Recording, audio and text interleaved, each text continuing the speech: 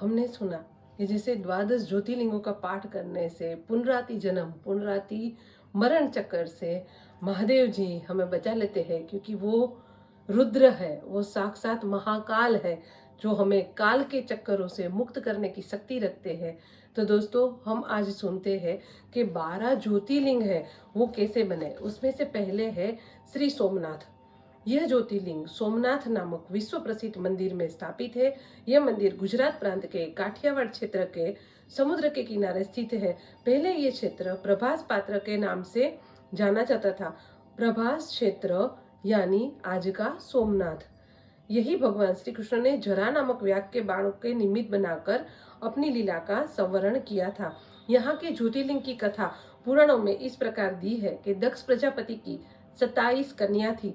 उन सभी का विवाह चंद्र देवता के साथ हुआ था, किंतु चंद्रमा का समस्त अनुराग उनमें से केवल एक रोहिणी के प्रति ही था। उनके इस कार्य से दक्ष प्रजापति की अन्य कन्याओं को बहुत कष्ट रहता था। उन्होंने अपनी ये व्यथा कथा अपने पिता को सुनाई। दक्ष प्रजापति ने इसके लिए चंद्रदेव को बहुत प्रकार से समझाया, किंतु रोहिणी के वशीभूत उनके हृदय पर इसका कोई प्रभाव नहीं पड़ा। अतः दक्ष ने क्रोध में आकर उन्हें शयी होने का शाप दिया। शयी मतलब जो गलता जाए दिन प्रतिदिन। हम बोलते हैं ना कि आपको क्या हो गया, आप क्यों इतना गल रहे हो, बहुत पतले हो गए हो। इसी तरह से उनको क्षय होने का शाप दिया गया। इस शाप के कारण चंद्रदेव तत्काल क्षयग्रस्त हो गए। उनके क्षयग्रस्त होते ही पृथ्वी पर सुधा, शीतलता, वर्षण का उनका सारा कार्य रुक गया। चारों ओर त्राही त्राही मच गई। चंद्रमा भी बहुत दुखी और चिंतित रहने लगे। उनकी प्रार्थना सुनकर इंद्रादि देवता तथा वशिष्ठ आदि ऋषिगण उनके उद्धार के लिए पितामह ब्रह्मा जी के पास गए।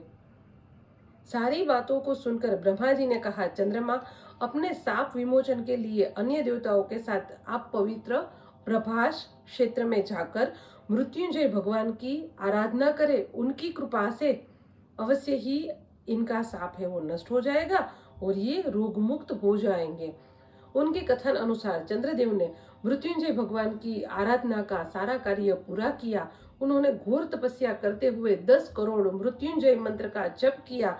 इससे प्रसन्न होकर मृत्युंजय भगवान शिव ने उन्हें अमृतत्व का वरदान प्रदान किया। उन्होंने कहा, चंद्रदेव, तुम शोक न करो। मेरे वर से यानी मेरे वरदान से तुम्हारा शाप मोचन तो होगा ही, साथ ही प्रजापति दक्ष के वचनों की रक्षा भी हो जाएगी।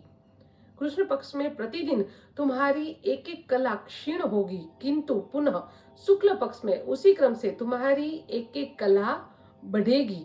इस प्रकार प्रत्येक पूर्णिमा को तुम्हें पूर्ण चंद्रत्व की प्राप्ति होगी। चंद्रमा को मिलने वाला पितामह ब्रह्मा जी के इस वरदान से सारे लोक के प्राणी प्रसन्न हो गए। सुधा कर चंद्रदेव पुनः 10 दिशाओं में सुधा वर्षण का कार्य पूरी व्रत करने लगे। शाप मुक्त होकर चंद्रदेव ने अन्य देवताओं के साथ मिलकर मृत्युंजय भगवान से प्रार्थना की कि आप माता पार्वती जी के साथ सदा के लिए प्राणियों के उद्धार के लिए यहाँ पे निवास करें। भगवान शिव उनकी इस प्रार्थना को स्वीकार करके ज्योतिर्लिंग के रूप में माता पार्वती जी के साथ तभी से यहाँ पे रहने लगे। पावन प्रभास क्षेत्र में स्थित इस सोमनाथ ज्योतिर्लिंग की महिमा महाभारत, श्रीमद् भागवत पुराण तथा स्कंद पुराण में विशेष स्तर से विस्तार से बताई गई।